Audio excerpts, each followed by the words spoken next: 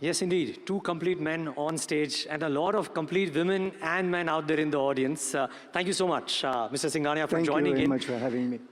And, you know, audience and viewers, today we sit down with one of India's most fascinating business leaders. And the reason I say this and say that he's a complete man, because he's transformed a century-old textile legacy into a modern corporate empire.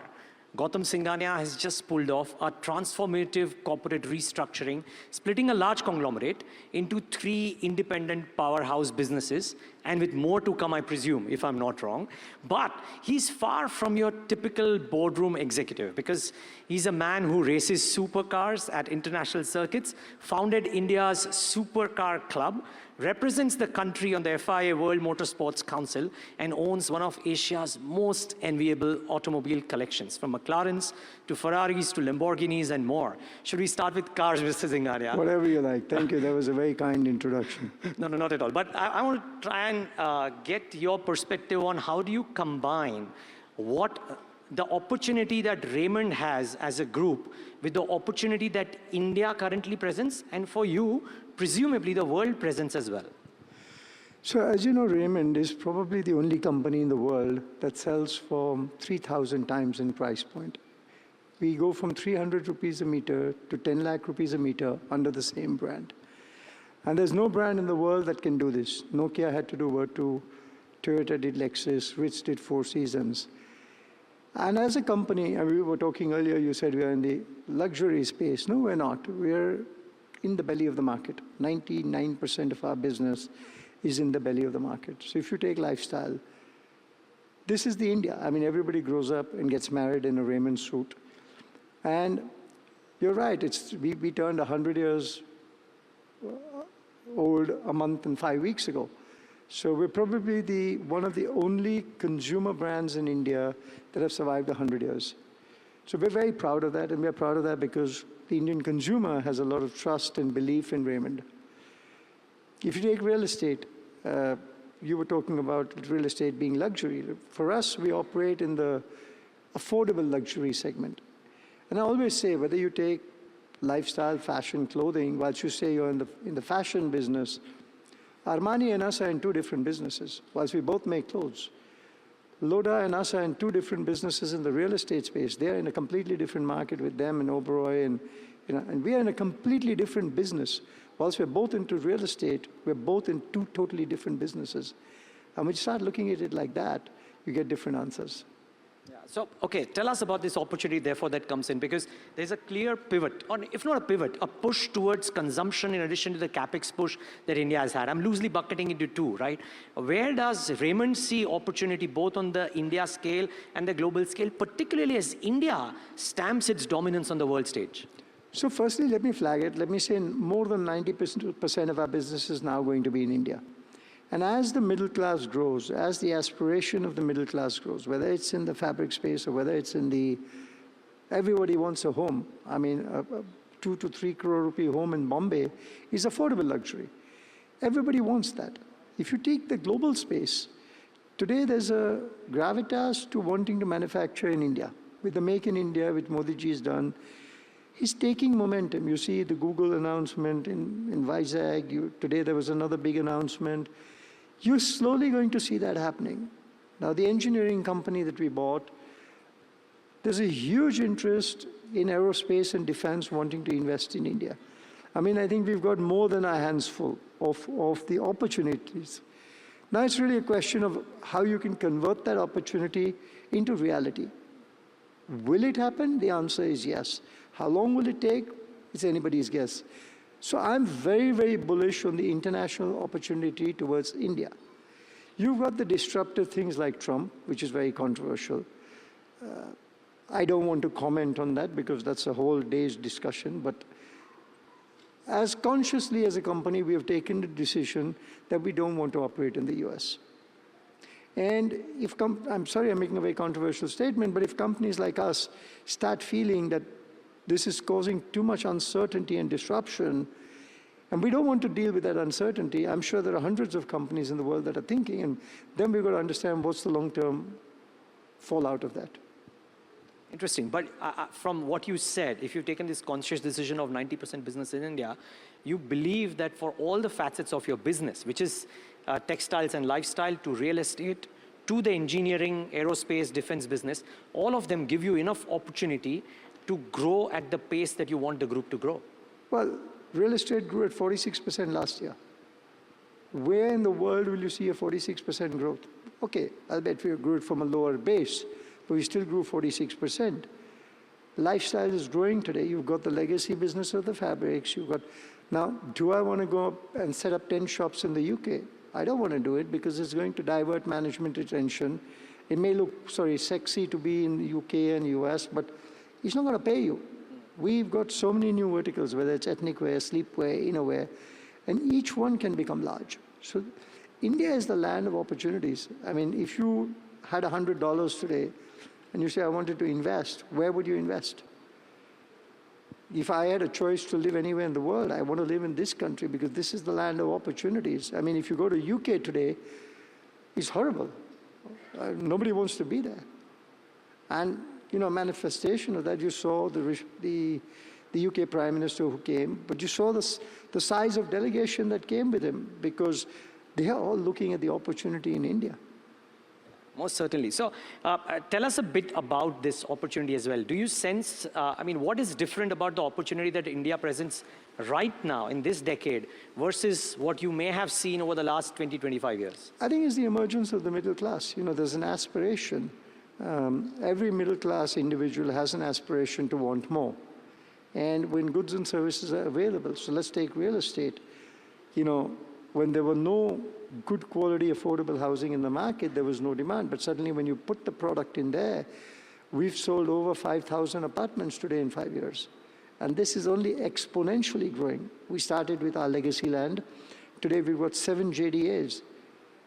And a lot of you are from Delhi, but I don't think you understand. In Bombay, in my opinion, and I could be wrong by a couple of hundred million or billion, but it's a $2 trillion opportunity.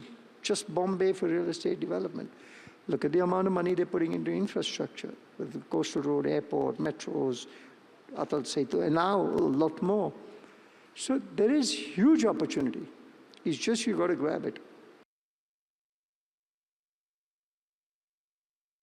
And you are, of course, grabbing it by being present in the textile business that you've been for all your life. And by the way, I don't know how many in the audience remember the Raymond ads, but they used to be my favorite ads. Silent ads, a small piano playing in the background, but they were just refreshing to see because they were not noise, they were just class. And I believe that embodies the products that you kind gave. But just coming in on that, Mr. Singhania, what opportunities do you see in non-real estate? Because the lesser known part of your business is this whole engineering defense part of your business. And here you are telling me that while that is a global business, you want to do 90% of that in India. No, so I'll only say in the engineering business, we're in 3 parts. One is engineering files, which is our legacy business, auto components, and aerospace and defense. Auto components, we're significantly focused outbound, but again, reduction on America. We want to reduce in America, look more at Europe. We'll still get the same customers. Aerospace, defense, whilst there's an outward opportunity, there's also an opportunity within the Indian government. And if you can bring new technologies, forward-thinking products, and we're working on a host of products that, you know, I couldn't even spell 1 year ago, but I mean, I was sitting with a company yesterday talking about unmanned overwater drones, underwater drones. There's so much stuff going on. You know, the other way of looking at it is the Russia-Ukraine war has thrown up opportunities of new technology, which is coming. So, of course, the domestic market is going to be a big opportunity as well. And when you talk to a lot of these global companies, whether in your traditional businesses or the new businesses, is there a desire to do business in India in a big way? I know there is this bit of a tariff unresolved issue between India and the US, but are companies really wanting to... I think it's more than you and me can even dream of. Sorry, come again? It's more than you and me can ever dream of.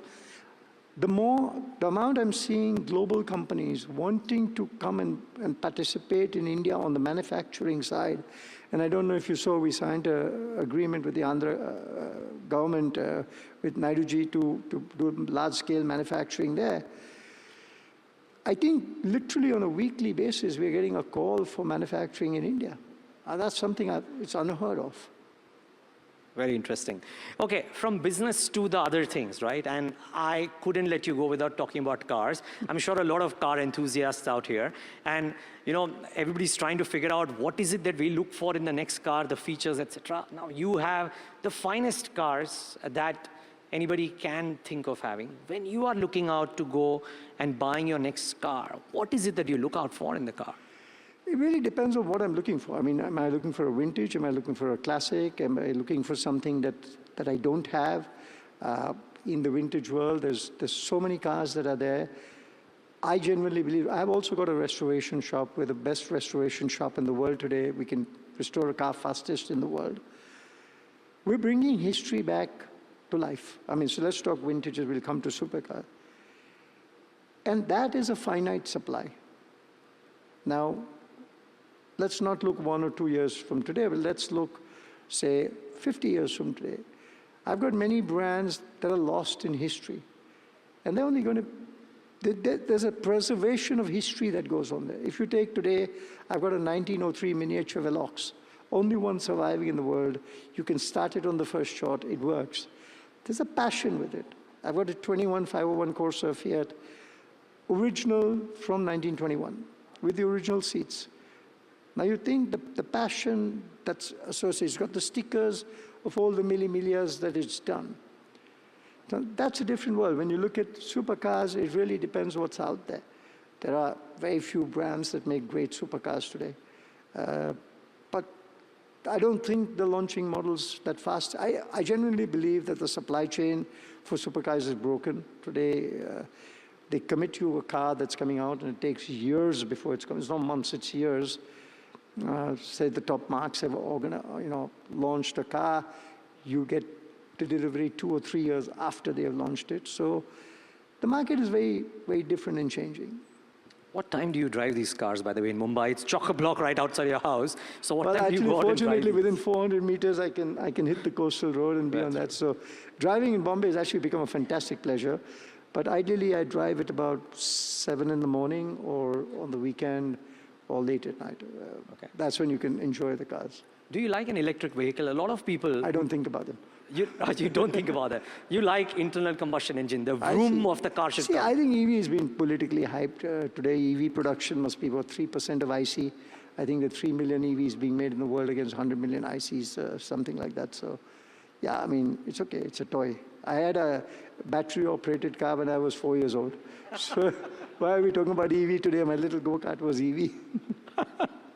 Okay, that's an interesting comparison. Tell us a bit about the Supercar Club, because, I mean, also, I might be mixing an apple and an orange here, but, you know, I remember back in my college days, F1 was really big. I don't know if it's still as big, and cars are not as big a deal as in racing cars, motorsport, maybe I'm wrong, but at least in my circle, it is not as big a deal as it used to be in the past. Am I correct? No. So you're talking about the Supercar Club. The Supercar Club was formed in 2008. I used to find when I used to take my car out, everybody used to like to look. And I genuinely believe that, you know, exposure creates demand, exposure creates motivation to buy. And that's how the Supercar Club was formed. It was a group of people who enjoyed cars, who talked cars. It's like any special interest group. And I think over the last 17, 18 years, it's grown into a very large club. We had our last event this year, and I was shocked. I mean, we had 250,000 people that came to the show. We had 69,000 reposts on Instagram. And I think we got something like 500-600 million views on the event. But every kid was there with, because it was open to the public, every kid was there with his camera. And I can guarantee you every kid there was saying that when I grow up, I want to buy a Ferrari. I want to buy a Lamborghini. I want to buy an Aston. And that exposure creates motivation. You know, I saw my first Lamborghini when I was 9 years old, and I still remember where I saw it. And I said, one day when I grow up and make my money, I'm going to buy a Lamborghini. And these things become very, very motivational. I mean, it was really funny, I shouldn't say that, but we had the chief minister, and I bought a rickshaw there for him, and chief minister was driving the rickshaw. And it was really nice to see the Chief Minister drive the rickshaw. Not Mr. Fadnavis, Deputy Chief Minister, I'm talking about Mr. Shinde. So cars bring people back to their roots and what they like. So it's great fun to get the like-minded people out there together. Yeah, most certainly. But I still have the part 2 of my question, which is that I'm guessing you're a car enthusiast. You must be a motorsport enthusiast. I am. Do you think India's scaling up on the motorsport world scale is kind of coming off a bit, or do you think there is room to go? The problem is, if you want to be on the global scale for motorsport, you should have a country that's got an ecosystem for the sport. For example, India's got an ecosystem for cricket. We play cricket in the gullies, it's part of lifestyle. Motorsport is not practiced here. Today, we probably got 5 license holders from India. UK's got 70,000 license holders. So the whole grassroots system, if you take Naren Karthikeyan, Jehan Darwala, Kushmani, all have had to go to live in the UK ecosystem to develop. My daughter is an equestrian rider. She lives in Belgium because the ecosystem for riding is there. The ecosystem is not here. So you have to be part of that ecosystem to survive. It's not that I can go racing every weekend in this country. I can go racing every weekend in the UK, whether it's the UK, whether it's the continent, wherever it is. Well noted, Mr. Singhania. But on that note, we hope that the new Samvat ushers in a lot more for a lot of businesses you are doing, for the country and maybe for motorsport as well. But thank you so much for joining in on this August gathering and sharing your views. Really appreciate it. Thank you. A round of applause for Mr. Gautam Singhania of the Raymond Group.